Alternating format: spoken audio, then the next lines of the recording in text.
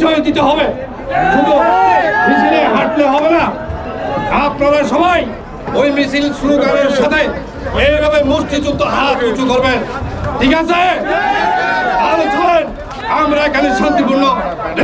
এই 5 আগস্টের বিপ্লবের পর থেকে সবাই আমাদের প্রিয় নেতা সালাউদ্দিন আহমদ, যাকে 62 দিন গুম করে আয়না করে রাখা হয়েছিল, যাকে 10 বছর ভারতে নির্বাসনে দিয়েছিল, সেই নেতা যখন জাতীয় পর্যায়ে নেতৃত্ব দিচ্ছে তখন তাকে রয়ের এজেন্ট বলে কুলাঙ্গারেরা আখ্যায়িত করছে।